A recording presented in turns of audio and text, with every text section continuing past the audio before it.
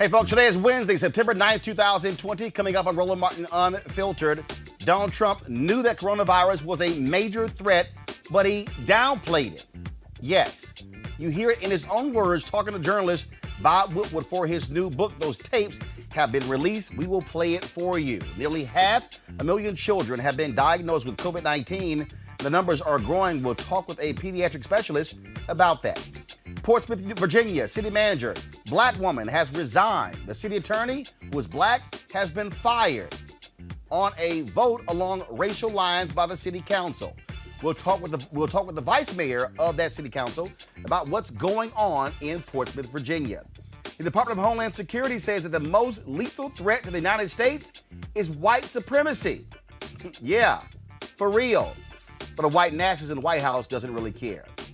Yeah, folks, it just makes no sense at all. Folks, we got a new round of anti-Trump ads for you and a look back at the best of Roland Martin Unfiltered. It is time to bring the funk on Roland Martin Unfiltered. Let's go.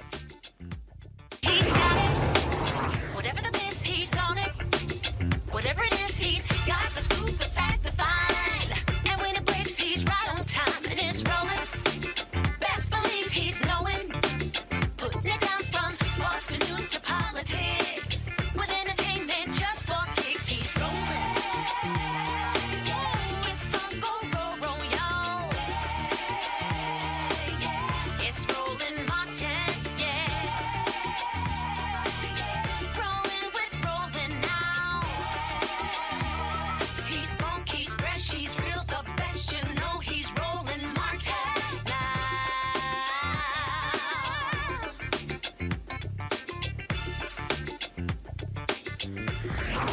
Martin. Coronavirus, our top story of the day. 500,000 children in the United States have been diagnosed with COVID-19, folks. There have been 513,415 cases involving children. 70,630 new child cases were reported from August 20th to September 3rd. Children represent, folks, nearly 10% of all reported cases, according to the American Academy of Pediatrics and the Children's Hospital Association. Again, those numbers, 70,630 new child cases. Now, within 2 weeks, child cases increased 16%. The total number of cases, again, 513,000. That's what the total number is. Now, of course, what is happening is kids are also going back to school. That's one of the reasons why you don't see folks in the classrooms, because we still don't know what the impact is. And this is following, of course, numerous Republicans who say, oh, children don't get it. Donald Trump says they have the sniffles. No, children are dying from this as well. Joining us right now is Dr. Dan Fagbui, pediatric emergency medicine specialist. Doc, glad to have you back on the show. To listen, first of all, we're going to talk later about Donald Trump downplaying coronavirus. I'm going to get your thoughts on that as well. But the thing that jumps out here is that you've heard from him and others who say, oh, children, no big deal. It's the sniffles. It goes away in a day. No, we are seeing children die from coronavirus. That's correct. Thank you for having me again. Yeah, we've been seeing this case rise, especially in the past 4 weeks in children. We've definitely seen that, and in college kids, just because the summer's pretty much over and they're returning to school. There's been a lot of mixing, and we're also seeing this surge, especially in the Midwest states. Just an increase in the number of patients who have been seen in different hospitals who have been diagnosed with coronavirus. If you look at the total number in the United States, that means 10% of the cases of COVID that we're seeing now in the whole states out of the whole 6 million are accounting for children. So that's a big deal. And so when you talk about this here, just like with we're seeing young folks dying of heart attacks because of the impact of COVID on the heart. We don't know how COVID is impacting different generations, of whether it's children, whether it's teenagers, whether it's adults. That's why people keep yelling, you can't just go back to business as usual, because folks like you don't know what this thing does. That is correct. The point is, as I've been saying all along, COVID is keeping us humble. Let's call it what it is. It's a disease. It's an infection that is scary. It's not for us to panic, but it's for us to do the things we need to do, the hand washing, the social distancing, and trying to make sure we're wearing our mask and doing all those things. But in addition, we have to have right leadership in place that actually cares about us and cares about the whole country as a whole, especially since it's affecting us and our community more in a disproportionate rate than is going on. Yep. And with regards to the athletes and even the kids who are playing different sports, the young adults who are getting it, they're actually getting a myocardial infection, basically our fancy term for it's affecting your heart, the heart muscle, the heart walls, and it's causing death in some patients. And that's concerning. We don't know the real long-term effects of COVID. I've been saying this a lot. There have been many studies that have shown it's even affected their lungs that we don't even know, even though you're asymptomatic.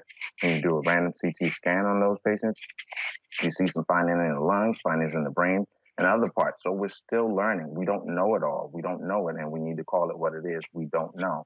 We're watching. So you don't want to get the disease if you can avoid it. Is it from your perspective, is it still smart not to have kids in school, that in order to practice safe distancing and going to virtual school?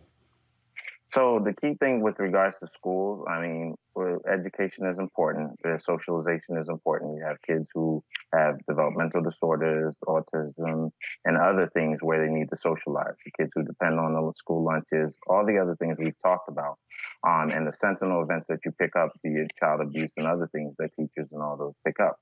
But at what risk? So you have to weigh the risk-benefit ratio when you're making these determinations. But some of the key things that you have to make sure you're aware of is what's the positivity rate in my community, i.e., in where I live, what's the positivity rate? That's the rate of out of the number of tests that we do, and everybody divide, and you take the number of positive tests and you divide that number by that. So number of tests we did, that's the bottom number, and then the number of people who turned out positive, and you divide those numbers, you get a positivity rate. It should be less than 5% in your area. Ideally, 1%. I mean, ideally, it should be 0%. But in those cases, that's when you can start to consider that. And then what other things do you have in place? The contact tracing, is it in place? Is your local health department involved in that whole process? Is your school involved with that process? Is everybody wearing a mask, all faculty and staff? And is there a notification system so we can talk to the parents and say, hey, you don't have to bring this person to school today, or this adolescent doesn't need to come to classes today. You can do that at home. So it all depends on the whole community approach and everybody involved. So there are some balances. There are some places in schools that can open safely, and there are some that can't. It's all dependent on the disease and the spread in that area and what things and policies you have in place, which is the key thing, the policies, what goes around that. I want to get your thoughts on this latest big story. Bob Woodward has a book on the Trump administration. Donald Trump gave 18 different interviews to Bob Woodward. And we now, of course, have Trump saying that he purposely downplayed the coronavirus because he did not want to cause a panic. I just got to get your thoughts on that. This was back in March when the interview took place. We were in the heat of coronavirus. And for him to say that, yeah, he was publicly downplaying it, even though it was a major deal, that has to tick you off. Oh yeah, definitely. I went ham on them on Twitter earlier today, just going in facts. We've known this. We've kind of hypothesized this. You didn't kind of call it out. You're just saying, like, you got to understand, you had the experts around you, so they must have been advising you. And we find out that you had a call that gave you this information and you were downplaying it. That's one, irresponsible. It is basically a dereliction of duty. I said, as a military personnel, basically you kind of just blown out the whole human rights thing. And then from a public health and public health security standpoint and national security standpoint, and that's my biodefense hat now, I'm getting on that. It's concerning. It's really just like you just basically left us hanging. That's what it comes out to. And you realize that there was a purpose and a goal for you and selfish and letting the public basically be harmed. That can be considered malpractice if it were a doctor. If you're somebody who basically owns a business, basically you have false advertising and you misled them wrong. And now you actually have death, bloodshed on your hands. That's the big deal. All right then, Dr. Dan Faguigo. I sure appreciate it, man. Thank you so very much. All right, my pleasure. All right, folks, we were talking again about this video that, the audio that dropped today that has caused a lot of consternation. And so this is the conversation that Donald Trump had with Bob Woodward of the Washington Post. Listen to this. Now it's turning out it's not just old people, Bob. Just today and yesterday, some startling facts came out. It's not just older exactly. young people, to plenty of young people.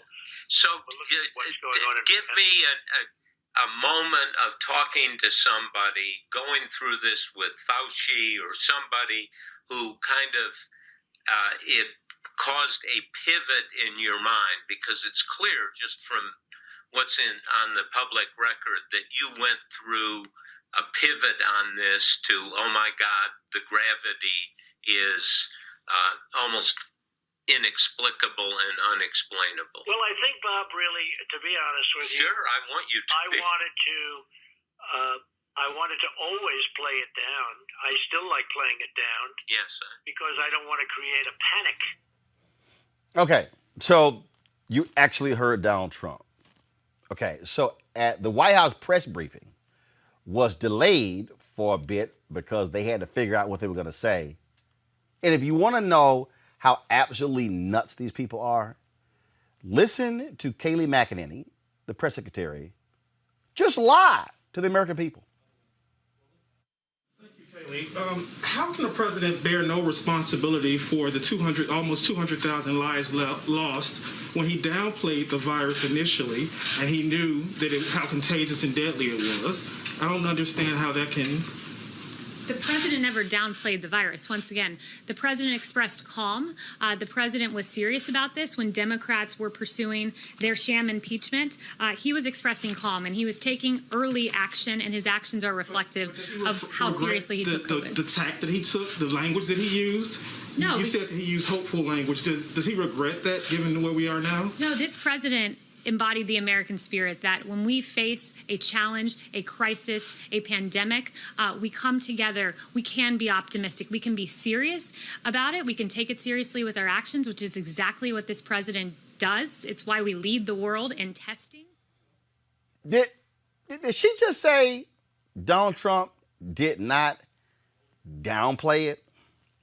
Okay, I'm going to go back to what Donald Trump said. Now, y'all, listen.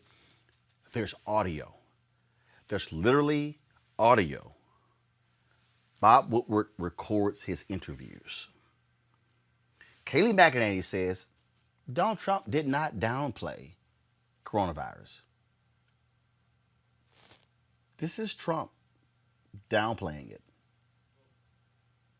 Now it's turning out it's not just old people, Bob. Just today and yesterday, some startling facts came out. It's not just older exactly. young people, to plenty of young people.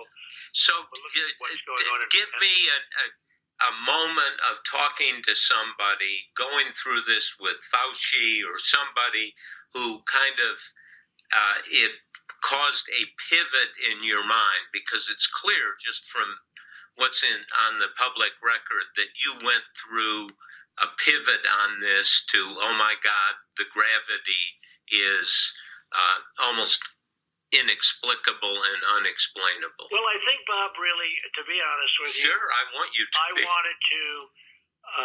I wanted to always play it down. I still like playing it down. Yes, because I don't want to create a panic. I always wanted to play it down. I am still playing it down because I did not want to create a panic. My pals, A. Scott Bolden, former chair, National Bar Association Political Action Committee, Robert Patillo, Executive Director, Rainbow Push Coalition, Peachtree Street Project, Teresa Lundy, Principal Founder, TML Communications. Teresa, so dude was lying. He was lying. He knew he was serious. He's saying one thing privately, another thing publicly, and all of these idiots who are following him were saying, and all these states who were not implementing the right strategy because he was downplaying it. And then for Kayleigh McEnany to stand there and say, I wouldn't lie to you, and then actually lie, that's just beyond stupid. It's beyond Eric. It's like I can't think of the words outside of disgusting and dangerous of the two words that I can think of what Donald Trump has done since this pandemic. Thousands of lives could have been changed if he did not downplay it, if he did not want to cause the panic, right? Because, again, we haven't had a pandemic in 102 years since the Spanish flu. So there obviously is a playbook of what could have been done, but I think the first and foremost thing that could have been done, especially with this type of president, is tell the truth and to ensure that his staff was also telling the truth and not trying to make sure they have his back. Kayleigh, I was impressed with her as a young woman, in her 30s as a press secretary, but she's been willing to really just lose herself in this entire process.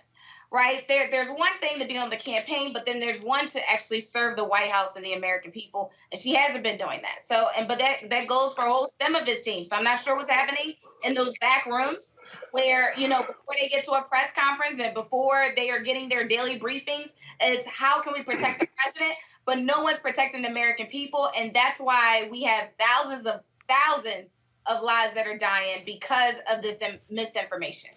These folks are absolute liars, Robert. And for Trump defenders to say, oh no, he was protecting the people, he was looking out for the people, didn't want there to be a panic.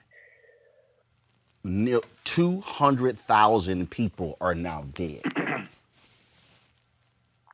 You're absolutely correct, Roland. And think about when these first tapes took place. This was mid to early February. So this is before Donald Trump did his speech where he said the coverage of his response was a hoax. This was before Matt Gaetz sat on the floor of Congress with a gas mask on. This is before we went back and forth for 3 months over whether or not we should be taking hydroxychloroquine. This is before we were having a full-blown culture war with rifles and rocket launchers over wearing masks. Donald Trump knew in February and March that masks were effective and that it was airborne, and just chose to say downplay the need to wear masks and cause armed conflicts over wearing masks. Think about the thousands and thousands of people who could have had their lives saved, the thousands and thousands of people who would not be infected today if we had simply taken this seriously in February instead of finding out in September what was the truth. And also for Bob Woodruff, how do you sit on this information for 6 months? I understand you want to put it into a book, you want to compile the information, but this is vital national security and health information. How do you just sit on this for 6 months and only release it when it's time for your book to come out, instead of letting the American people know months ago information going to save tens of thousands of lives? So this is just an all-around failure of our broken system. And unfortunately, Trump has become trans veracity. He's past the point of anybody caring whether or not he's lying. People assume that he's lying and then continue on from there. This week, we're talking about, did he lie about coronavirus and have it on tape? Last week, it was whether or not he called military families losers and suckers. The week before that, it was whether or not he was trying to defund the post office. The week before that, he tweeted about trying to move the election. We're doing the monster of the week thing from Power Rangers in the 90s, fighting each individualized battle instead of taking a cohesive approach of just saying that this is a nation in chaos. This is what a failed state looks like. This is what late-stage capitalism, as Werner put it, looks like, and that we are having our systems broken apart at the seams. And unless we are willing to make corrective action, it may be too late to save what we have left. A hoax. Yeah. This was one of the questions that was raised at the press briefing. Of course, Kayleigh could not answer this one. Y'all listen to this. He's not lying. Why did he call it a hoax? Kayleigh, if he's not lying, why did he call it a hoax? Of course, she wouldn't answer that one. Scott, he wouldn't answer that question. But it's legitimate. It's like he kept calling it a hoax, but she's saying, but he wasn't lying. Really? It's like you ever painted a floor or a wall and painted yourself into a corner where where you don't have a response or you can't get out without stepping on the paint. That's where Kayleigh was today in that press conference. She's defending or trying to defend the indefensible. She has a boss that lies with no conscience whatsoever. He has no conscience. He doesn't care. He knew he was being taped. He knew this book was coming out, and he still lied. And there are no repercussions. Robert and I were talking about this earlier. There are no repercussions, so he just keeps on lying about it. That's just really, really a very bad situation for our democracy. It really is. And the other thing you got to remember here is that his lies, it's worse than the taping, by the way. He was briefed in December by his intelligence people who said this was coming. He admitted that on tape. And he was asked about that, and that's when he went into how he played it down. But him playing it down cost lives. And so, but again, it doesn't matter to his GOP and that 40%. Democrats better come out in large numbers because this president is probably the most dangerous president who's ever been in the White House. Bottom line is here. His supporters, Teresa, they don't give a damn. They don't care if he lies. They don't. They're just going to sit here and just vote for whatever. But the bottom line here is this here. I would hope there are people who are independents. I would hope there are pissed off Democrats who are going to turn out in large numbers, because if you think that what this man has done so far is crazy, give his ass 4 more years.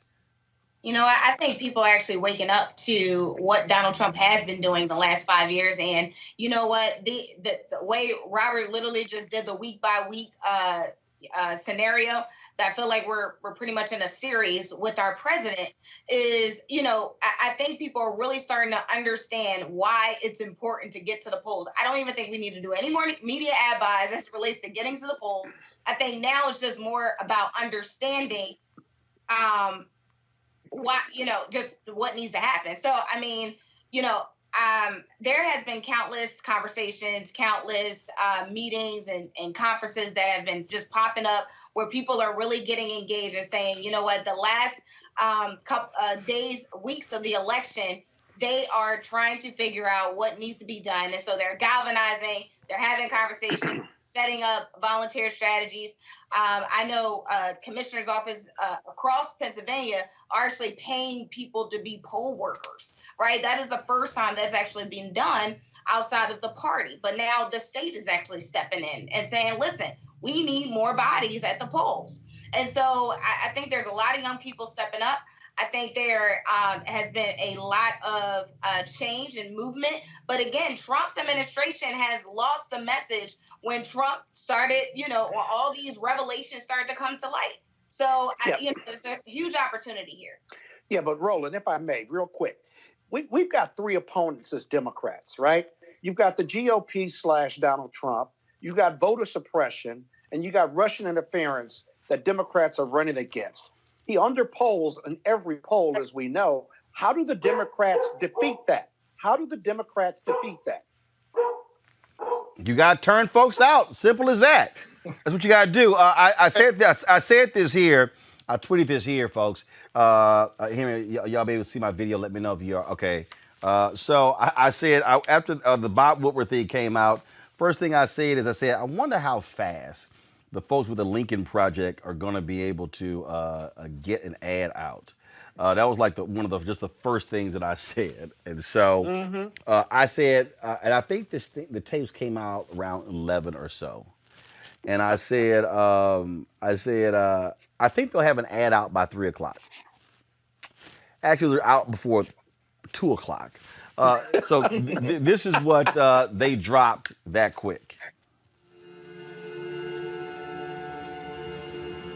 This is more deadly. This is 5 per, this is 5% versus 1% and less than 1%, so this is deadly stuff. We show cases, 99% of which are totally harmless. Not just older.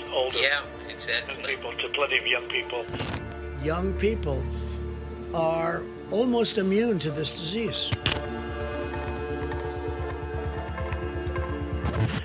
It's also more deadly than your strenuous flus. We lose thousands and thousands of people a year to the flu. We don't turn the country off. I wanted to always play it down. I still like playing it down.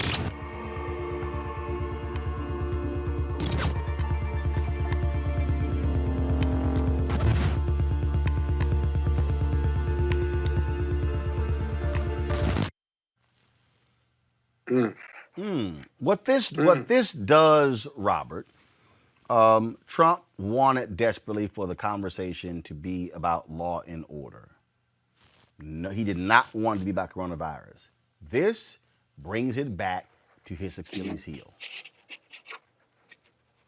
Of course, this is Achilles' heel, and I think the strategy that we've seen the White House roll out today, of saying it was just about trying to prevent a panic, I think that might be one of the dumbest talking points I've heard, and you can tell that this caught them completely off guard. The idea of this president not wanting to incite panic when the entire Republican convention was a return to the American Horror Story, MS-13 will be sent to the suburbs to destroy your communities and rape your wife. That is inciting panic. This idea of putting the McCloskeys on television who tried to kill protesters, tweeting about Killer Kyle and Kenosha. That is inciting violence. That is inciting discord. So this idea of wanting to keep a calm in the American people, this is almost like telling your wife that you only lied to her because you knew it would make her angry.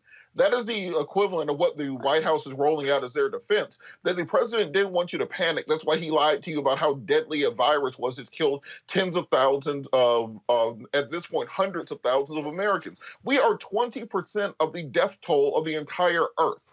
And we are not 20% of the world population. So this idea that he rolled out in his press conference today saying, well, we did a great job because millions would have died without what we did, and I only lied to you to keep you calm, I think that is a point that Democrats have to hop on. Not just the Lincoln Project, not just Republican groups, not just the media. The Democratic Party has to have a way to articulate a message and turn it around quickly and use that to motivate voters. If you can link the fact that we've been in quarantine for 6 months to the fact that the president lied to us the first month when he could have gotten a hold and that of this, people died. That is how you get people motivated. But simply turning this into just the latest in a week by week scandal is how you lose the messaging war. Think about the fact that President Trump got impeached earlier this year. We don't even talk about that in the election season. He is that able to change the conversation. So if the Democrats don't hop on this like a starving dog on a bone, then you're going to end up losing this week of messaging. The folks with the Midas touch also dropped their ad. Watch this. Trump pretended the coronavirus wouldn't come to our shores. I wanted to always play it down. I still like playing it down. The risk to the American people remains very low. He pretended the Democrats were overreacting. And this is their new hope. He pretended it would go away. A lot of people think that goes away in April with the heat. And then he pretended again. It's also more deadly than your strenuous flus. View this the same as the flu. And again. At some point, that's going to sort of just disappear. And again. It's going away. No, it'll go away. While Trump pretended, Americans faced real consequences. Nearly 200,000 dead and rising. Businesses closed. And now, as over 1,000 Americans die each day, what's the Trump administration's plan? Pretend that the pandemic is over. In a time of crisis, Americans can't afford to have a pretend president. I wanted to always play it down. Midas Touch is responsible for the content of this advertising. I think you're going to see the hammer constantly, Teresa. And the other piece is here. Joe Biden is already out. He was speaking in Michigan. He spoke out on this as well. I mean, this is the defining issue of this campaign, and it has a direct impact on turnout as well. And so I don't think you're going to see it reflected in polling for another 3 to 4 days. But again, the fact that if Democrats hammer this constantly, this is going to help them. This is a phenomenal gift to the Democratic Party. I think, when Donald Trump began to show who he was from the beginning, if we remember from the beginning of his campaign days, to how they were trying to get him to transform while he was president. It just didn't work. The real Donald Trump coming down the escalator of his building showed up in the beginning stages, right? And I think it's coming to the forefront where everybody is starting to honestly get their talking points together. But honestly, it's like, does this make sense to you, right? So it's not as much as a that the Democrats have to put out like, hey, he did this, he did this. You can literally have a workbook, unfortunate, on about why Donald Trump lies to the American people, and the Republicans continuously have his back. It's getting so bad that the Republicans are literally on CNN, MSNBC, and Fox, and they really can't explain some of the things that he does. So if you see most of them, they actually stop having the interviews unless it's talking about their bill, because it's hard to defend someone where you really just don't understand it or keeping you out the loop. Donald Trump has proven to him, his team, and the American people that he doesn't care about lying, doesn't care about the lives that were lost, he doesn't care about the families, the testimonials, the police brutality. He went to Wisconsin and gave, some mayors $1 million for their police department, but said nothing to Jacob Blake's family. I mean, if we don't have a president that is for us, and I think Democrats need to make that very clear on election day, but more so in their everyday conversations. Yep. He absolutely should be having these dialogues about what the next president of the United States looks like. And if we're not only talking about Joe Biden, we absolutely have to talk about Senator Kamala Harris. And of course, this is Joe Biden speaking today in Michigan, touting the Obama administration saving the auto industry. And he did weigh in on this subject. On the day that we hit 190,000 dead in the United States because of COVID-19, we just learned from the Washington Post columnist Bob Woodward that the President of the United States has admitted on tape in February he knew about COVID-19, that it passed through the air. He knew how deadly it was. It was much more deadly than the flu. He knew and purposely played it down. Worse, he lied to the American people. He knowingly and willingly lied about the threat it posed to the country for months. He had the information. He knew how dangerous it was. And while this deadly disease ripped through our nation, he failed to do his job on purpose. It was a life and death betrayal of the American people. Experts say that if he had acted just 1 week sooner, 36,000 people would have been saved. If he acted 2 weeks sooner, back in March, 54,000 lives would have been spared in March and April alone. His failure has not only cost lives, it sent our economy in a tailspin. It cost millions more in American livelihoods. This is a recession created by Donald Trump's negligence, and he is unfit for this job as a consequence of it. How many schools aren't open right now? How many kids are starting the new school year the same way they ended the last one, at home? How many parents feel abandoned and overwhelmed? How many frontline workers are exhausted and pushed to their limits? And how many families are missing loved ones at their dinner table tonight because of his failures? It's beyond despicable. It's a dereliction of duty. It's a disgrace. Well, that's how you come out swinging. Scott Bolden, final comment. Yeah, let's not forget about the impact of his lies on this economy. 14 million people unemployed, businesses shut down that may never come back, the impact on small businesses, and a economic depression, all caused by him playing down or calling this a hoax. When I first heard the tape, I thought about what Donald Trump said. He said, I could shoot somebody on New York Avenue or Fifth Avenue and they still support me. But we're going to see whether they still support him with a hand in over 200,000 deaths because of his lies to the American people. I hope Democrats and good Republicans and independents make him dead wrong about this one, because this one has not only had a devastating impact on the economy, but on family members and the lives of those who have lost due to COVID-19. This is just really, really bad, really bad. All right, folks, got to go to a break. We come back. We're going to talk about the drama in Portsmouth, Virginia. Black city manager has quit. The black city attorney has been fired. This is after the black police chief, after she also was benched. Then after she had 19 black public officials in Portsmouth arrested for trying to attack a statue. What the hell's happening between black people and white people in Portsmouth, Virginia? We'll break it down next to Roland Martin Unfiltered. Hey, this is Magic Man. You got one vote, use it.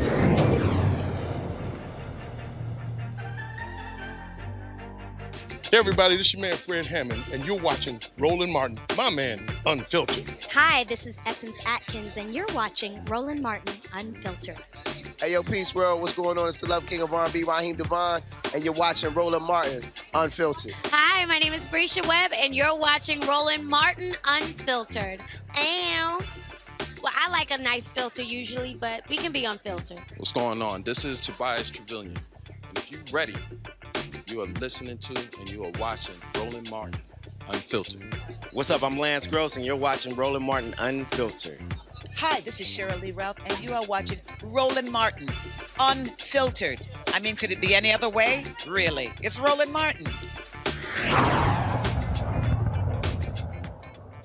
As our community comes together to support the fight against racial injustice, I want to take a second to talk about one thing we can do to ensure our voices are heard. Not tomorrow, but now. Have your voices heard in terms of what kind of future we want by taking the 2020 census today at 2020census.gov? Now, folks, let me help you out. The census is a count of everyone living in the country. It happens once every 10 years. It is mandated by the U.S. Constitution. The thing that's important is that the census informs funding, billions of dollars, how they are spent in our communities every single year. I grew up in Clinton Park in Houston, Texas, and we wanted new parks and roads and a senior citizen center. Well, the census helps inform all of that and where funding goes. It also determines how many seats your state will get in the U.S. House of Representatives. Young black men and young children of color are historically undercounted, which means a potential loss of funding of services that helps our community. Folks, we have the power to change that. We have the power to help determine where hundreds of billions in federal funding go each year for the next 10 years. Funding that can impact our community, our neighborhoods, and our families and friends. Folks, responses are 100% confidential and can't be shared with your landlord, law enforcement, or any government agency. So please, take the 2020 census today. Shape your future. Start at 2020census.gov. All right, folks. So we have been telling y'all about this drama in Portsmouth, Virginia, okay? So check this out. The city manager, African-American woman, she resigned yesterday, just hours before council members held a special meeting to discuss her performance. Lydia Pettis-Patton's brief resignation letter gave no reason but its contents, but the timing and the simultaneous firing of City Attorney Solomon Ashby suggests that she believed the council might fire her if she didn't resign. Now, of course, you got to remember, this is all after. The police chief was removed. Then, of course, she allowed cops to charge 19 public officials and prominent African Americans for damaging a monument. And then they're also trying to get the black district attorney off of the case as well. And one of the people who they also been going after is my next guest, the Portsmouth Vice Mayor, Lisa Lucas-Burke. So what the hell? This vote was on racial lines where the white council members voted we're going to vote to oust the city manager, and the black people were going to stand with her. What in the world is going on in Portsmouth, Virginia? It is crazy going on in Portsmouth, Virginia, and it was a vote that went strictly down racial lines, 4 white and 3 blacks. So they had alluded to that they were going to go in and try to fire the city manager because, of course, we know that she placed the chief of police on an administrative leave. And there was a community, certain parts of the community were not happy with that. and they held rallies, and they held phone talks and Facebook messages and all kind of social media on reinstating that chief of police. And it didn't happen. Of course, the suspension happened on last Friday, right over the Labor Day weekend. So they had the long weekend to think about or strategize what they were going to do. So there was social media information that was being spread that possibly the city manager and the city attorney would be fired. And so we didn't know if they would have the means to do that or if it would be carried through, because we know that any interference with city managers, appointees, or subordinate staff could be charged for a misdemeanor, a class 3 misdemeanor for interfering. That's part of the age-old code, part of the charter that City of Portsmouth has since 1970, which has never been, anybody has been upheld by that. I was recently served with a warrant for class 3 misdemeanor for that same thing as well. So we didn't know what was going to happen. So on Sunday night, actually Monday night, we received information that there was going to be a special call meeting on Tuesday. And of course, our regular city. So all of a sudden, out of the blue, out of the blue, let's have an evaluation of the city manager. I mean, normally, look, I've covered city government, county government. Normally, there's an actual process there. Council members are all aware about this thing, and then all of a sudden, they actually have a formal review. So Friday, administrative leave for the chief. Next thing you know, boom, we're gonna evaluate the city manager. Absolutely. And keep in mind that all of these people are African American in a city where we have a majority African American population.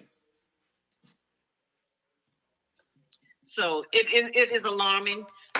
The community is upset about what's being, how this happened, how it all rolled down, because we weren't expecting this. We were not expecting that the city manager would choose to resign after this, because she had already given her letter of retirement, which was supposed to be effective December 31st of this year.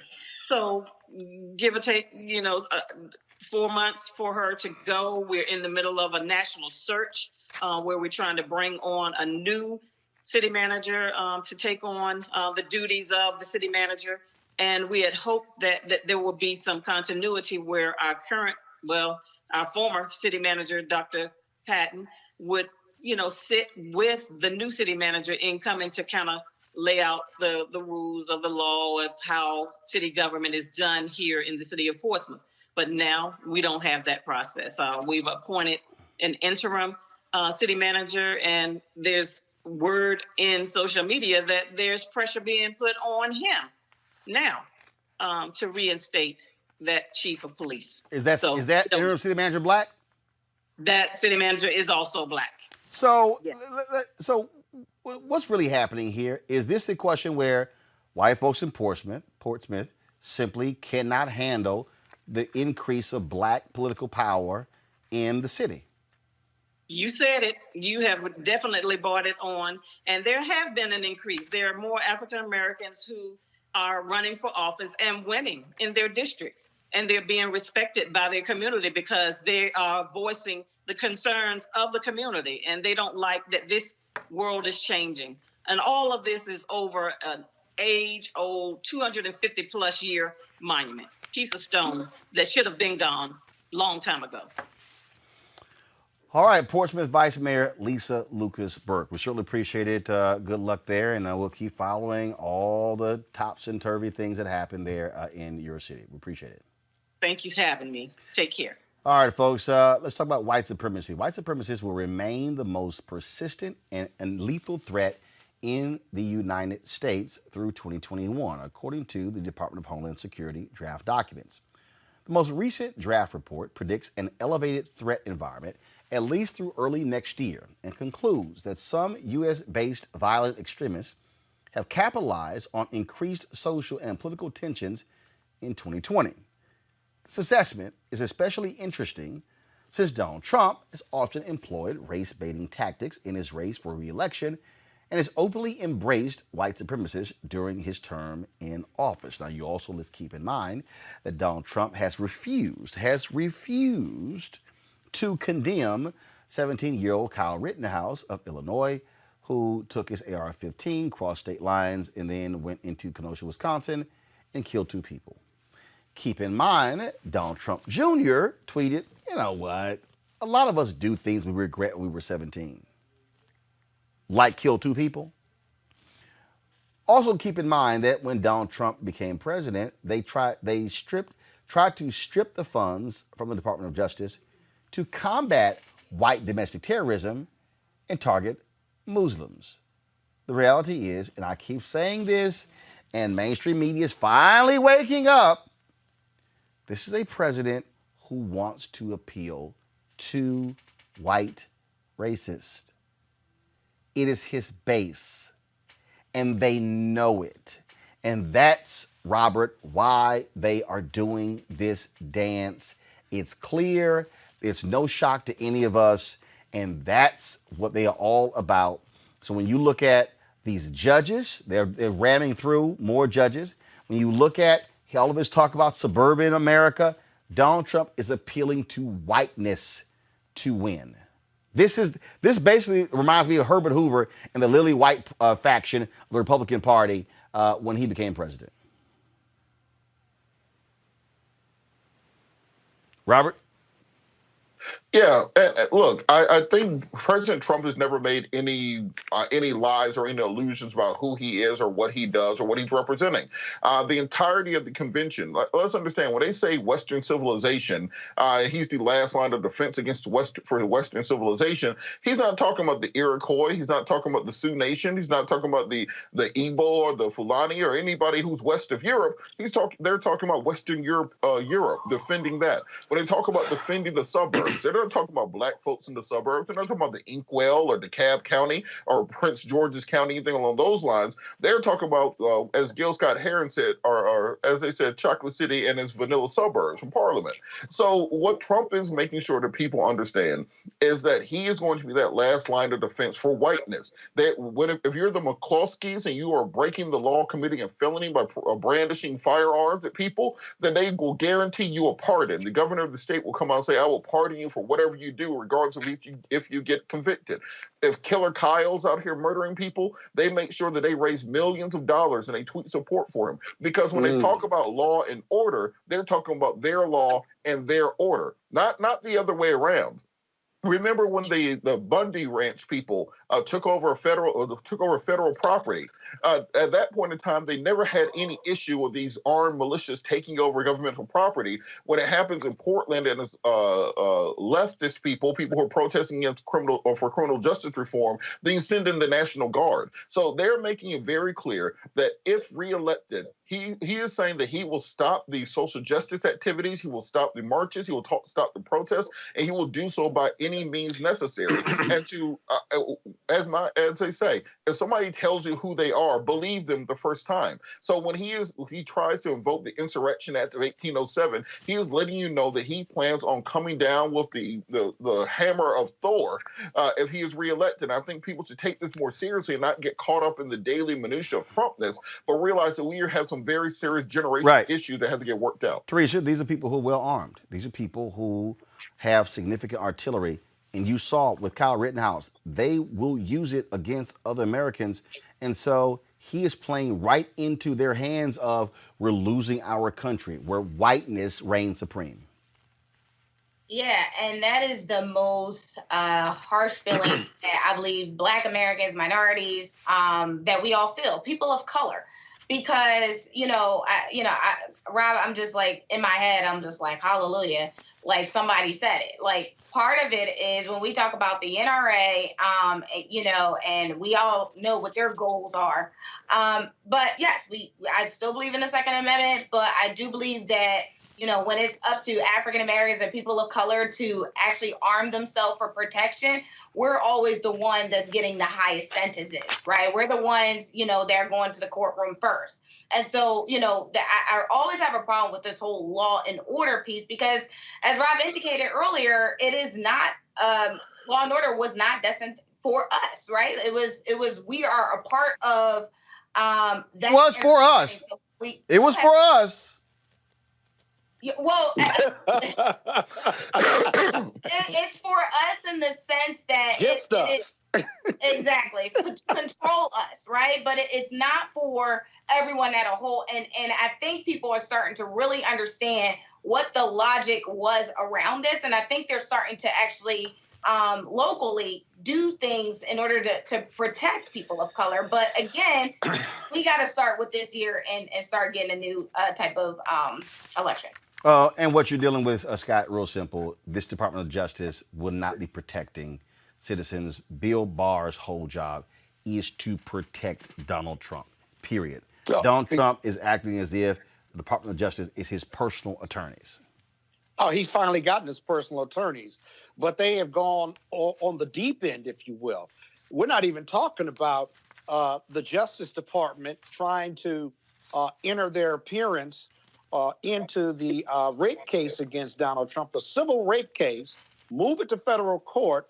And because Donald Trump denied the allegations while he was president, this rape allegation is at least 10 plus years old. They are trying to become the defendant in the rape trial and then get the case dismissed because of the Federal Tort Claim Act, which would disqualify this claim. If that's not imposing yourself as the president's lawyer, when he's got personal lawyers who at the state court level have lost, then how else can you define that he's got the DOJ at his disposal? Hopefully the judiciary will deny this claim, if you will, and then deny the removal to federal court. But we got to watch that case, because if they're able to do that, then the justice system has been completely and totally corrupted, whether it's the judge or whether it's the prosecutors or personal lawyers of the victim here. Nobody's talking about that because of these tapes, but this is a straight up gangster move by DOJ. Let's see if it works. But that's awful. And unlawful, by the way. Last point for our panel on that. We now have a Department of Homeland Security whistleblower who says that they were told not to submit information showing the impact of Russia on this election because they did not, Robert, want to upset Donald Trump and get him mad. And beyond that, that same whistleblower stated that Ken Cuccinelli, the Homeland Security Director, wanted them to downplay the impact of white supremacists, wanted to downplay information they thought would be harmful. What we have seen is that the entire United States federal government, all three branches, everything except for the House of Representatives, has become part of the re-election apparatus of Donald Trump.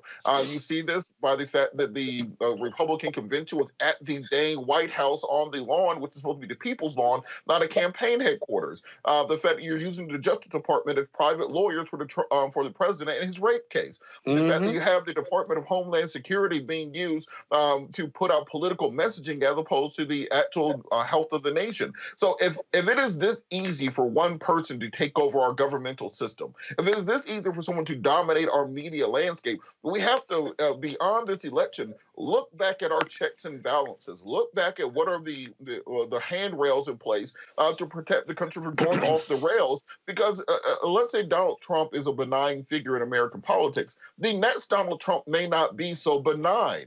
The next Donald Trump may be that person to really take us into the realm of authoritarianism and fascism. Because as we see, there is nothing stopping them at all. You can impeach a president, but as long as they have 51 votes in the United States Senate, then they have nothing to worry about from here till eternity. Can do whatever they feel like. How many times have we said this is not constitutional, and Donald Trump still figures out a way to do it? So that's because Teresa. That's because Teresa. When we talk about what we expected in this country, we actually thought you would have a party who would actually value the Constitution. No, they care about power. The reason Donald Trump is able to do what he wants to do, the reason he's able to blow up subpoenas and ignore Congress is because Republicans have said, oh, we're not going to stop him or do anything. We're afraid he's going to bash us in a tweet. But also, they don't want to lose the power. That's why I keep telling folks we got to go hard in this election, because if you think these thugs and grifters have done this for the last 4 years, you don't want to imagine 4 more years, Teresa. Yeah, I think this is a prerequisite of what the next 4 years is going to look like if we keep Donald Trump as president. And I think it also will be a disgrace for those who do claim, and I have very close friends who are Republicans, but when I'm asking them these questions, about your Republican Party, and, they're like, look, we're just trying to get through the first 4 years and we'll, circle back to the next 4. And I'm like, but if that's okay, if the base minimum, right, and losing democracy and almost losing your soul is okay, then I'm not sure how you can wear the stain of I'm a Republican and I'm proud. So a bunch of these dialogues are happening, and I think people are seeing, but I'm also seeing the most conservative of the conservative Republicans literally saying, you know what, let's get our stuff in as much as we can. But, I think the next 4 years, if Biden wants to come in and Kamala Harris administration, I think they're also going to allow that to happen. Well, I can guarantee you, what we are going to see, Scott, is we're going to see if Biden-Harris wins, all of a sudden Republicans remembering the rule of law, remembering ethics, remembering subpoenas, and remembering that the debt is real. Trust me. Final comment. Go ahead. We always knew who Donald Trump was, and we promised America who he would be, and he's kept every promise. The reality is it is the enablers that are the real problem in this democracy and our Constitution. Roland, we don't talk about that enough, I don't think. We do. No, we do. Mainstream doesn't. We do. But getting the Senate back is as important as winning the White House. Because without the enablers, without those who approve these unqualified judges, the whole apparatus, the GOP apparatus and the Donald Trump's America really would not work. And so we cannot forget about all the villains and attacks on our democracy by those enablers, those GOP senators, those GOP House of Representatives. And so getting out the vote is super important for the president, but also in eliminating these enablers. We got to get it done. And on that particular point, folks, I say it again today. Mitch McConnell moved through. He moved through one more federal judge. They got 4 more lined up, bringing the number to 207. Look, this is their strategy, which is also why Donald Trump came out announcing his Supreme Court shortlist. He is saying to white conservative evangelicals, these are the folks I'm going to let y'all pick for the Supreme Court. That's what this was all about. Don't forget, folks, it is 54 days until Election Day. North Carolina, the ballots have already been sent out to folks who requested. So voting has started if they've received those ballots. And so we need you to, first of all, make sure that you have not been purged. Go to vote.org. Go to vote.org. Pull it up, please. This is important, folks, to check your registration. I have had people text and email me saying that if it wasn't for this show reminding them, they would have not known about that. You can also register to vote. You can vote by mail. You can also set election reminders. You can also fill out your 2020 census form right here as well. And so that's what we need you guys to do. That's critically important. So Robert, Scott, and Teresa, we certainly thank you. Sorry, folks, we had some major technical difficulties with our Skype machine to get our guest on, so we had to go to a backup to the backup, but we made it possible, and so I want to thank all of you for being with us. Thank you so very much. Got to go to a break. When we come back, folks, we will talk about the passing of new Black Panther Party Chairman Hashim Nzinga, as well as we'll have a look back at the best of Roland Martin Unfiltered, of course. This is in our 2nd anniversary, and so we want to show you all that. That's next, right here on Roland Martin Unfiltered. Hey everybody, this is Sherry Shepherd. You're watching Roland Martin Unfiltered, and while he's doing Unfiltered, I'm practicing the wobble. So I am. Because Roland Martin's the one, he will do it backwards. He will do it on the side. He messes everybody up when he gets into the wobble because he doesn't know how to do it, so he does it backwards. And it just messes me up every single time. So I'm working on it. I got it. You got Roland Martin. Hi, my name is LaToya Luckett, and you're watching Roland Martin Unfiltered. What's going on, everybody? It's your boy Mac Wiles, and you are watching Roland Martin Unfiltered. What's up, y'all? It's Ryan Destiny, and you're watching Roland Martin Unfiltered. What up, Lana Well, and you are watching Roland Martin Unfiltered.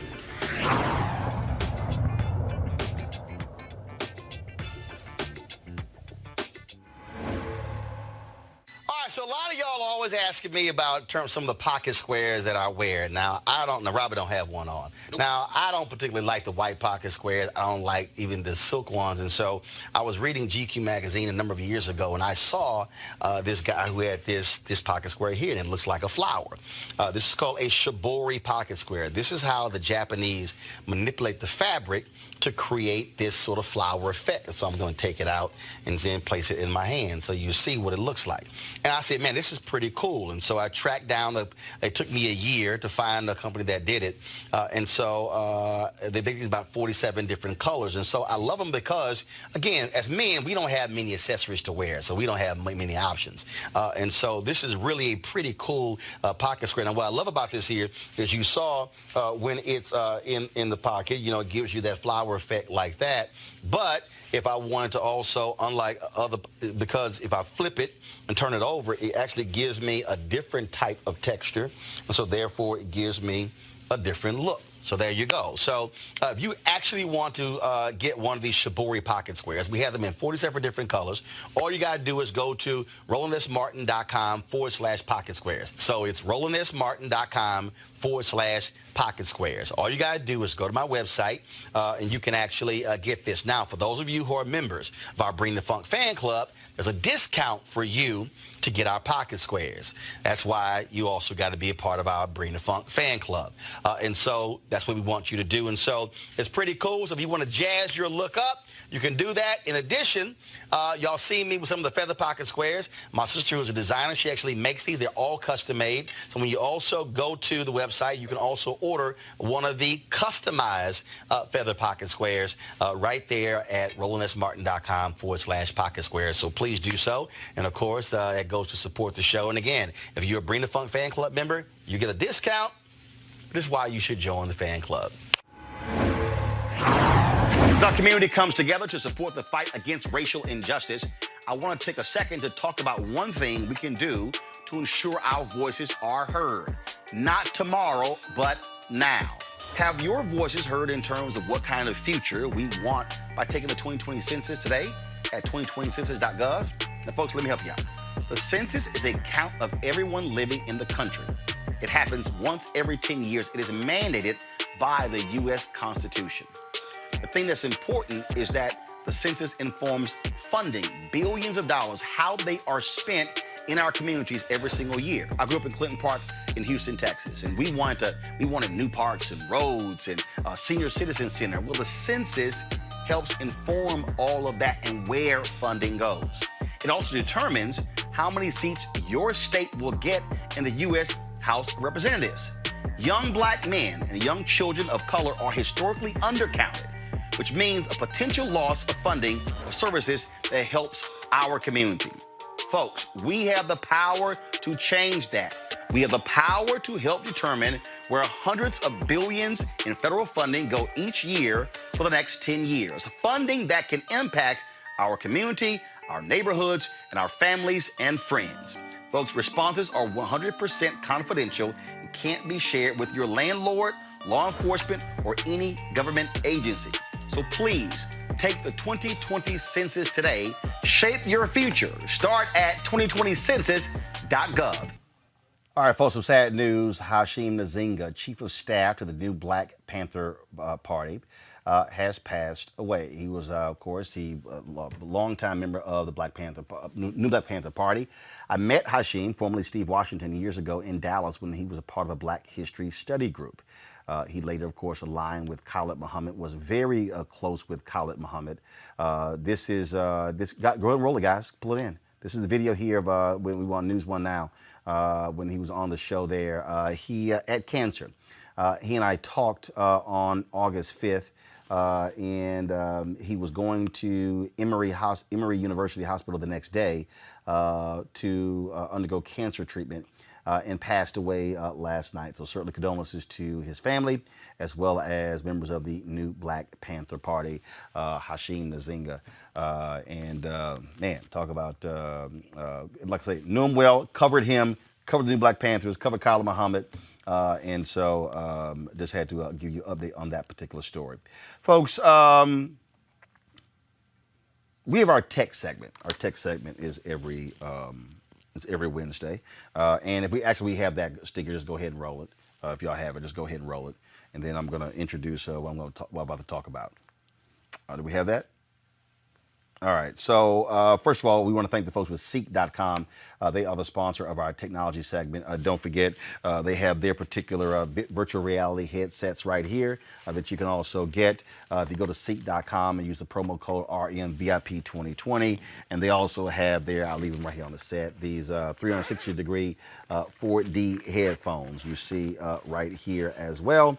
That is great for music, videos, gaming, alike. So again, Seek.com, CEEK.com, Black-owned company.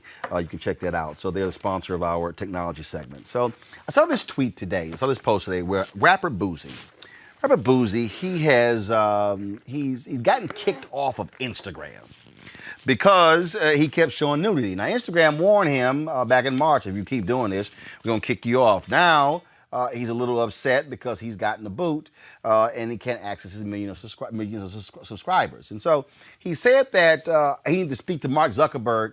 He said he would give Instagram $100,000 to bring him back to Instagram. So much. Let's think about that. Boosie says he would give Instagram, Facebook owns Instagram, $100,000 to put him back on the platform because he said, look, without concerts, that's how he was able to generate income with all the different items that he sells, all different products. But I want y'all to think about what I just said. I'm going to give you $100,000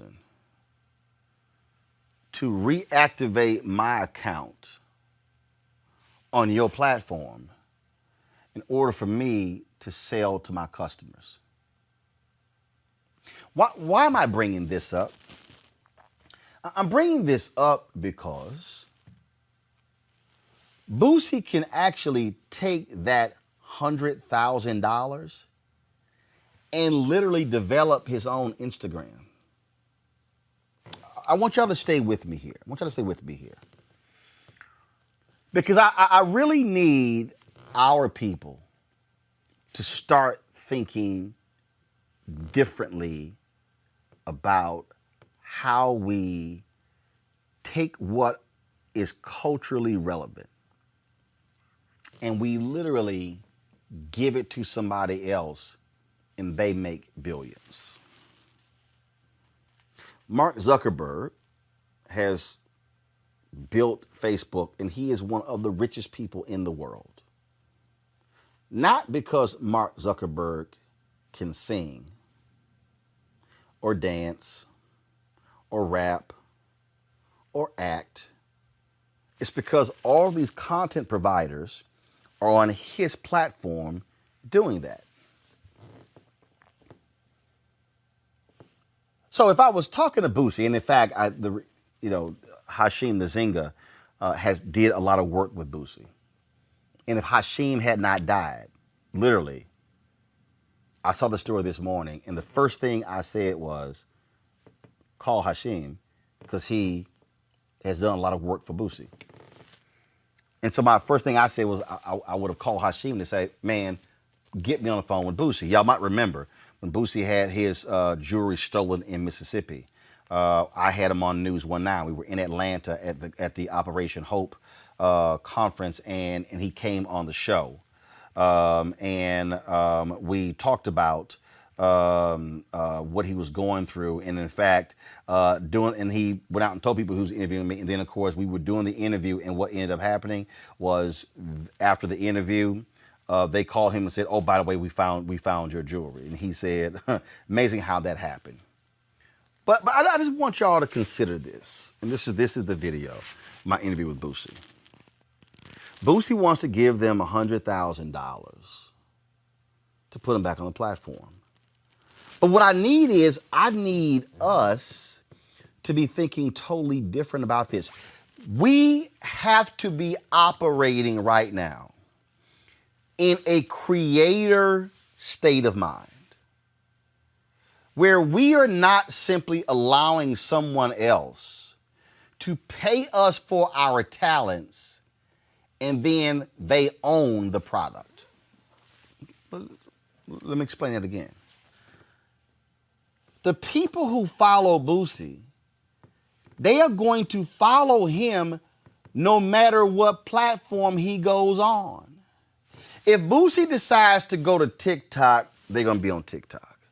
If he decides to be on Snapchat, they're going to be on Snapchat. If he decides to create his own thing, they're going to follow. What I need our people to be thinking totally different about this. I need us to be thinking about, we have folks who follow us, all of these, major following in the millions and millions. And so what do you do with it? On Twitter, Boosie has 923,000 followers just on Twitter. I don't know his number there on Instagram, but I know it was in the millions. I'm trying to get somewhere because I think we have to completely change our thinking.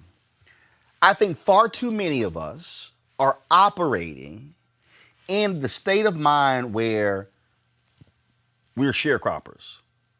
Some of us are well-paid sharecroppers. But see, if somebody is paying me to host a show, I got to be asking the question, well, how much you getting paid? Now, I know, trust me, I know. Somebody who's watching, I totally understand. Look, you've got, I totally understand. Hey, I got staff.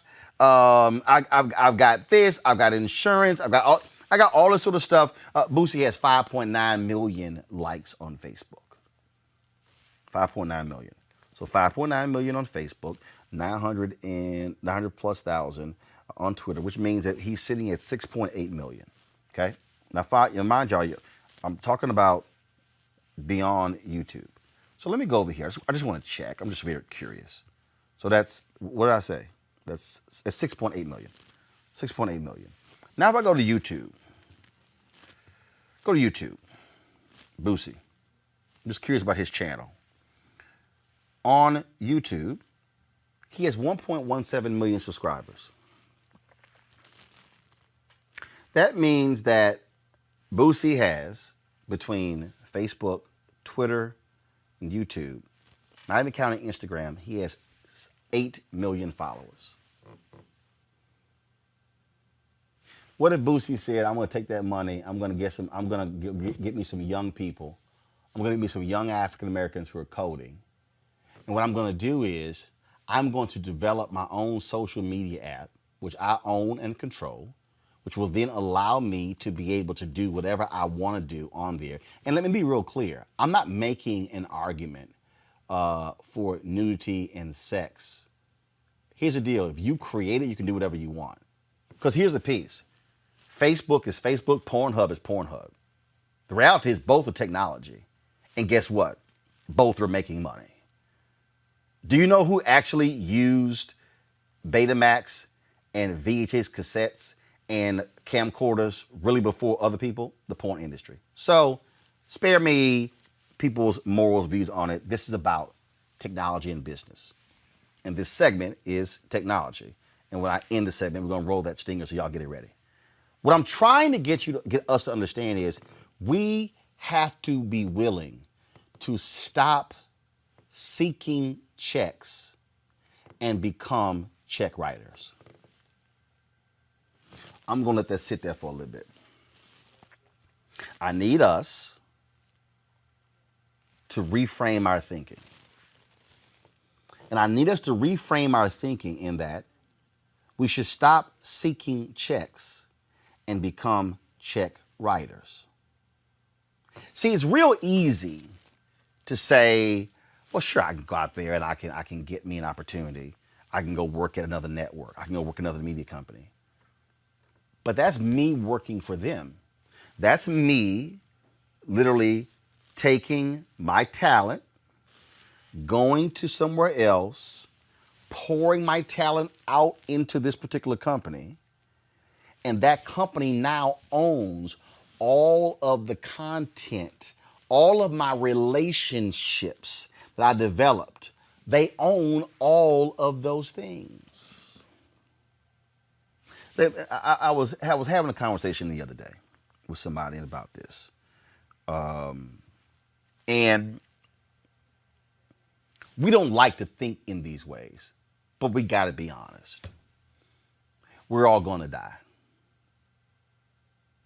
We're all going to die. And I was watching the movie Ali the other day. And there's that great opening scene of the movie Ali where there's a setting in the Harlem Square Club in Miami where Sam Cooke recorded his live album. And the Sam Cooke family would not give Michael Mann the rights to use the original song, so they actually had somebody, it was a redub. But they still had to pay him because they own the publishing. It got me, I had to tell somebody the other day that, you look at the content that we do on this show, because I own this show, and in 50 or 60 years, somebody could be doing a documentary on these moments that we're living in.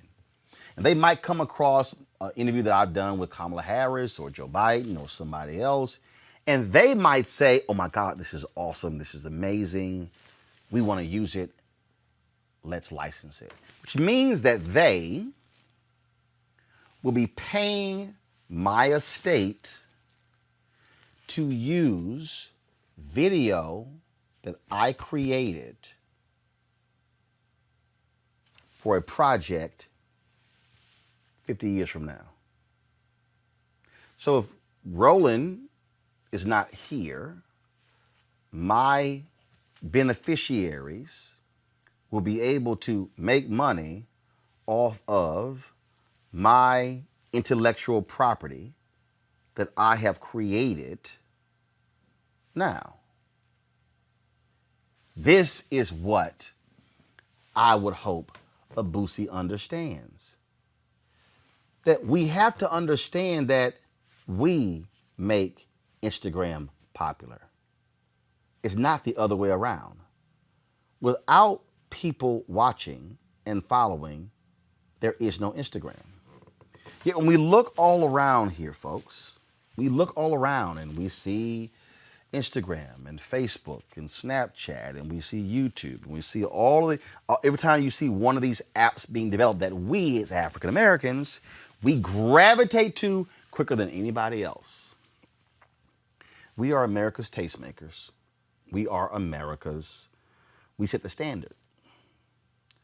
Maybe what we should be doing is, again, thinking differently and saying, what if Boosie creates his own Instagram? And what if Boosie goes to 50 other rappers and say, yo man, forget Instagram. Drive all of your people over to this platform that we own and control. Tidal. Jay-Z owns it. How many of us subscribe to Apple Music but not to Tidal? And why? Is it because Apple's easier? Or is it because we think Apple is better? Tidal is black owned. Let's think about some other technology. See, what I'm trying to get us to do is, I want us to change our way of thinking. This is our second, we've had 2 years of this show. And the reality is, if I was working somewhere else, I couldn't employ the people I employ who do this show. See, if I was working, in fact, somebody tweeted this. Somebody said, "Man, it'd be awesome if a network would create a show and it was Tiffany Cross and Roland Martin and Jason Johnson and Angela Rye." And I said, I'm not waiting for a network to give me that show. I'm creating my own show. So when you see this, here you can give me a wide shot. So when you see this show and when you see these cameras and when you see these lights and see, switch to the shot right there. No, go back. So you see, folks, you see the Obama photo. Well, on the other side of that wall is our control room. And so Henry sits in there, Camila sits in there, Chelsea sits in there, Steven sits in there. We got two Stevens. Tim, they do audio. Alanta sits in there. Jackie handles booking. That's who does the show. That's who the back end of the show. If I was working somewhere else, I'm not employing them. I just want y'all. I want y'all to understand that. Go back to the shot, Henry. Go back to the shot. The art piece down here is Leroy Campbell. Leroy did these art pieces down here. What I'm trying to get us to do is to change this. I'm trying to get you to change this. To start saying, I need to be a check writer versus waiting for somebody to give me a check. There's somebody out there, there's a young African-American, there's a African-American who is in their teens, who are in their 20s, their 30s, their 40s, and their 50s. You have an idea that can work on the technology side. It can work.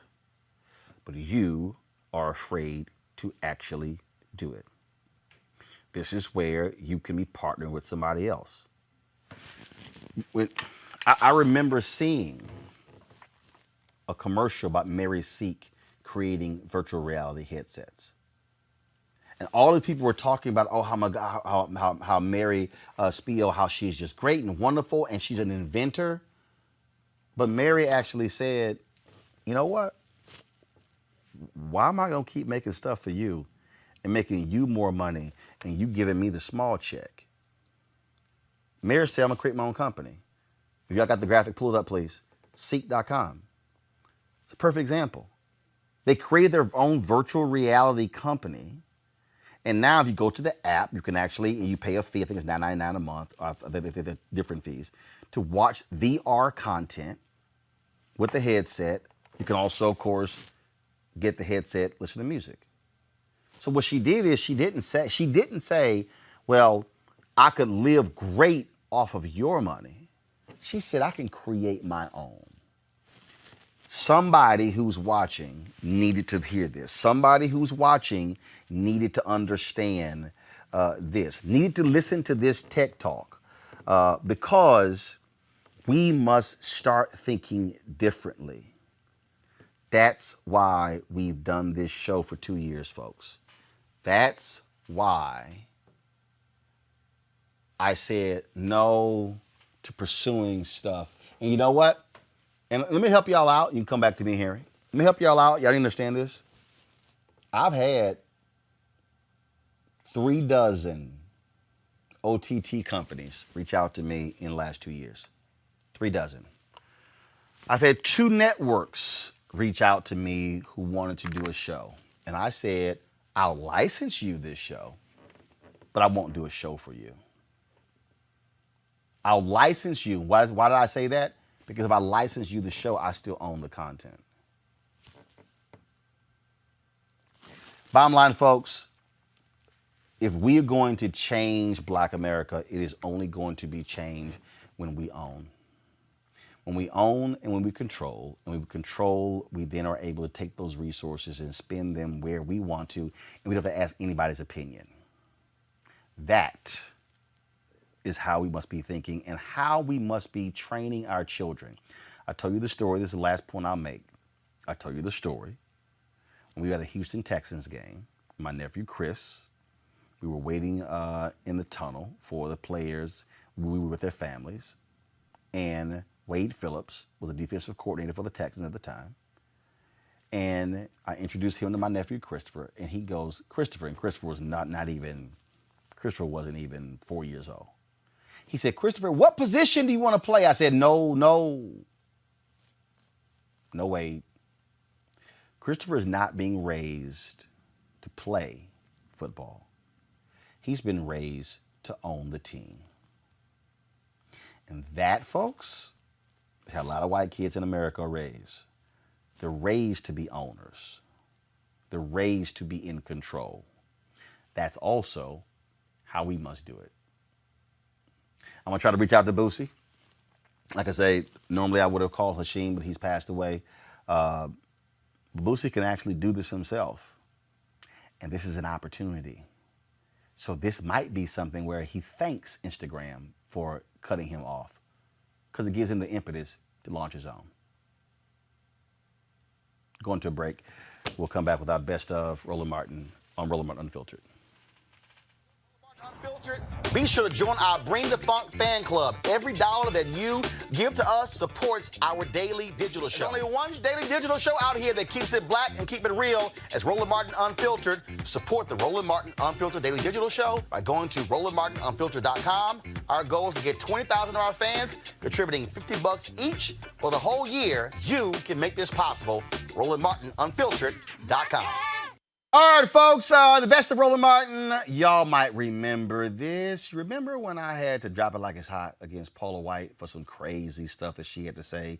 She's a big-time Donald Trump supporter. Well, we're going to end the show taking you back, a little flashback to me checking Reverend Paula White. Paula she still hasn't come on my show.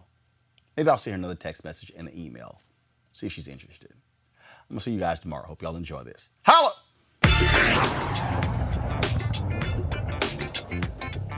What's up, y'all?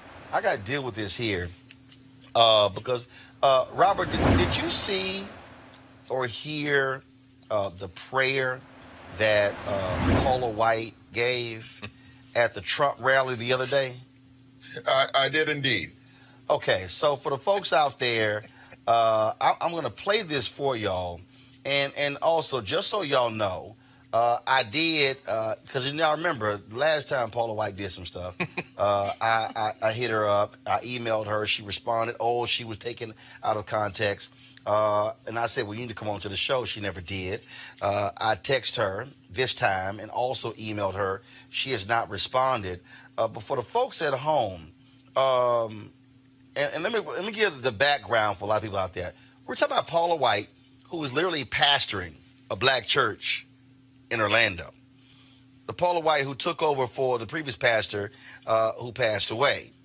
This is the same Paula White who got her credibility off preaching to black folks, preaching on BET. And so this was her, y'all, the other night at the Trump rally. Henry, go to my iPad. Good evening. Are you ready for a great night of victory? I'm going to ask you to do something. As our president often says, and I've had the wonderful privilege of having an 18-year relationship with him and his family, he says, we worship God, not government. So we're going to start out. I'm going to ask you to grab that person's hand next to you, if you don't mind standing up all over this beautiful arena, and just grab that sweaty hand that you've been holding. I believe in the power of unity.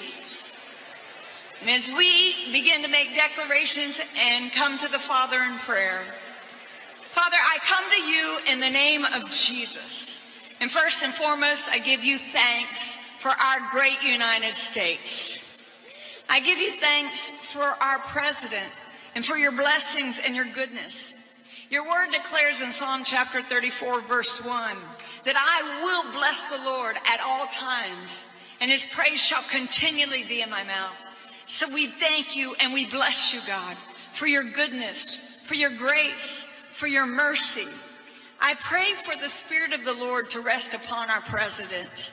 And let your favor cause his horn, his power, to be exalted according to Psalm chapter 89, verse 17.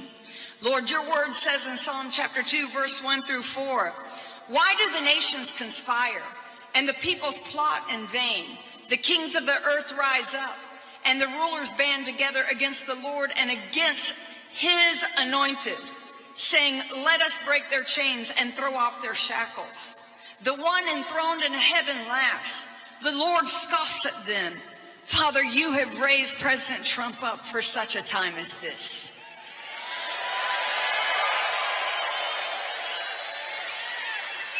You are a God that reveals secrets. So reveal the secret and the deep things to President Trump, according to Daniel chapter 2, verse 22. Make known unto him the mystery of your will. I declare that skillful and godly wisdom have entered into the heart of our president, and knowledge is pleasant to him. Father, we ask you to compass him with men and women and make their heart and ears attentive to godly counsel, to do that which is right in your sight.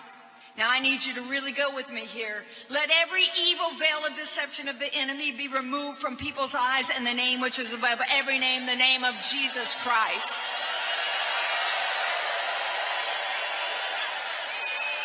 For you said in your word, so I'm going to deal with some principalities now, okay? Because you said in your word in Ephesians chapter 6, verse 12, that we're not wrestling against flesh and blood, but against principalities, powers, against rulers of darkness of this world, against spiritual wickedness in high places. So right now, let every demonic network that has aligned itself against the purpose, against the calling of President Trump, let it be broken, let it be torn down in the name of Jesus. Let the counsel of the wicked be spoiled right now, according to Job chapter 12, verse 17. I declare that President Trump will overcome every strategy from hell and every strategy of the enemy, every strategy, and he will fulfill his calling and his destiny. Destroy and divide their tongues, O Lord, according to Psalm chapter 55, verse 9.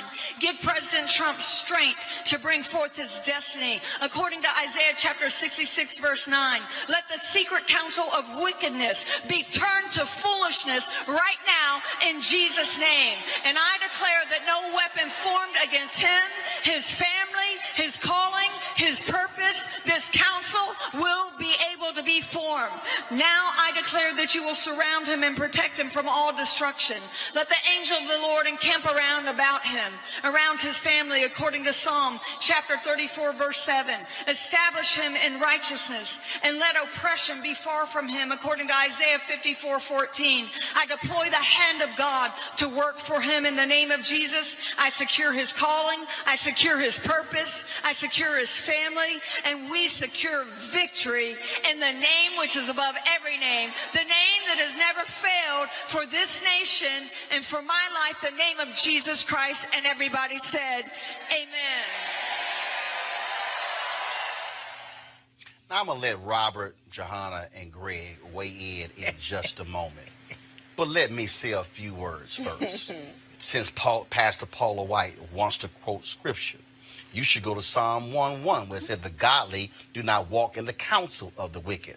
I dare say, Pastor Paula White, the wicked is when you are a president who allows people on the border to somehow be sleeping on cement floors. How you would go to court and say, we don't even have to give them toothbrushes. I dare say, if you call yourself a so-called Christian, you would have the decency to treat human beings like human beings. Here's what I also want to know, Pastor Paula White. When Reverend William Barber and other preachers and ministers of the gospel and the Jews and Buddhists and others had a prayer walk from the church here in New York Presbyterian to the White House, why did this administration lock them out of Lafayette Park? I also want to know, Pastor Paula White, why you as a pastor did not have the courage and the decency to tell Donald Trump why you are afraid to meet with other ministers of the cloth who you might disagree with. See, if you actually have God on your side, if you supposedly have Jesus on your side, then you would not be afraid to meet with other ministers of the gospel. You also said that the evil veil of deception be removed. Please explain to me how you as a pastor defends a man who lies and lies and lies. Please, as a pastor, explain to me how you're supposed to be telling folks to speak truth when you support a man who lies without a doubt, who lies about lies every single day. Please tell me how you can talk about every demonic network aligned against Trump. If you're going to pray that thing, then specify that thing. What networks are you talking about, Pastor Paula White? See, what I cannot stand is when you have pastors who pimp God, pastors who have not a prophetic word, but a partisan word. See, a prophetic word means you ain't afraid to meet with somebody who you disagree with. Reverend Dr. Martin Luther King Jr., prophetic, had no problem meeting with folks who disagree with. But see, Pastor Paula White, you support a man who will not meet with people who he simply do not like. How do you dare support a man who routinely trashes women and denigrates women, children of God? How do you not say a word? You stand in front of a nearly all-white rally in Orlando, thundering this particular prayer, saying God is going to cover Trump, saying that God raised Donald Trump up. But see, I got to go to my Bible. I do remember that God said, oh, so y'all want a ruler? Okay, I'm going to go ahead and give y'all a ruler. Y'all, I remember God saying, I told y'all, you don't need a king. But the people said, no, we want a king. Okay, y'all can have Saul. And then what happened? Lord, they were upset. Man, no, don't come complaining to me. Y'all said y'all wanted a king. See, that's what's really going on here, Pastor Paula White. You are misusing the word in defense of somebody who you know ain't even a real Christian. See, I would rather you go ahead and just have some basic decency and respect and say that the reason you support Donald Trump is because he's giving y'all conservative judges, because y'all want to overturn Roe v. Wade. Y'all want to overturn same-sex marriage. See, I'd rather have the decency to tell the people that, as opposed to cloak yourself in the word and stand there as a pastor and somehow pray that kind of prayer. See, the God that I serve, the Jesus that I bow down to, the one that I pray to, knows full well that he would not sit here and accept nor give cover, nor give praise, nor give acceptance to what is happening in 1600 Pennsylvania every single day. There is no way in the world, Pastor Paula White, the God that I know, the Jesus that I know, will say that what happens there is acceptable. I know the God that I know and the Jesus that I know will not allow somebody who would denigrate and desecrate people all the time. I know also the same God wouldn't be happy if a president has the nerve to send a press release out saying he's going to a church to pray with the victims of a shooting in Virginia, and he walks in church with his golf spikes on to accept the prayer just for him and wasn't even good enough to stay for the whole service. Because see, the God I know is a man who's good enough that when he had the shooting in Pittsburgh, the people there said, we don't even want you to come. See, if you actually walked with the Lord, if you actually presented yourself as being somebody who loves the Lord, then synagogues wouldn't be turning you away. Churches wouldn't be turning you away. Mosques wouldn't be turning you away. People of faith wouldn't be turning you away. Because the last I checked, the only kind of person who people of faith turn away is darkness, is evil, are wicked individuals. And so that's going to be a day of reckoning for you, Pastor Paula White. That's going to be a day when you're going to have to answer to who you supported. And that day might come real soon. And see, I ain't talking about just when you got to deal with Jesus and the Lord on this. You're going to deal with this with the very people who elevated you. You're going to have to deal with whether or not how you defend the demonic positions of this particular president. You're going to defend the demonic positions where you have somebody who chooses to give more wealth to the wealthy and says the hell with the poor. You're going to have to defend Paula White and administration that have the audacity to say we will cut the food that go to the poor. Please explain to me what Bible you serve. I'm sorry, I got an iPad, an iPhone, and an iPhone. I got the Bible on all 4 of these devices. Please let me know which one of these Bibles that I can somehow discover to defend somebody who don't care about the poor, somebody who does not care about the hopeless, somebody who does not care about the needy. Please show me the last time this man had any sense of decency or respect to those individuals. I've yet to actually see it, Pastor Paula White. And again, I would love to have a theological conversation with you. I would love to have you to sit here and walk through the text to explain to me how what is happening for this administration is biblical. Because, see, I just thought with the whole line. How do you defend a man you say is godly? You said God, this is what you said. You said God raised President Trump up for such a time as this. What that means is that you, as a pastor, you are suggesting that God co-signs everything that he has done. Are you willing to tell God that? Are you willing to pray that every single night? Please tell me that. See, Pastor Paula White, I'm more than welcome to have you sit in this chair. And I'll have Reverend William Barber sit in that chair. And I'll have Reverend Jim Wallace sit in that chair. And I'll open a chair for one of your other friends. I would love for you to come here and discuss this. And let me remind you, you came on the radio show WVON in Chicago when you were pushing your book. I had you on the show then. You were on the stage at Bishop T.D. Jakes' conference.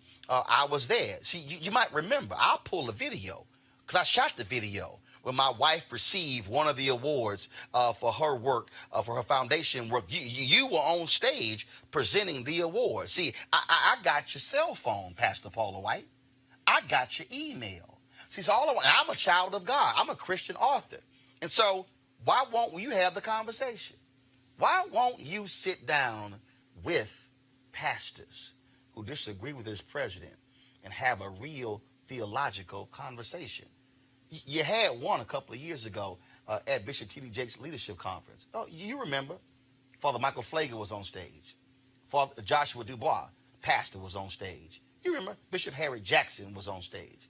Bishop Jakes was sitting in the audience. The 4 of y'all, it was moderated by April Ryan.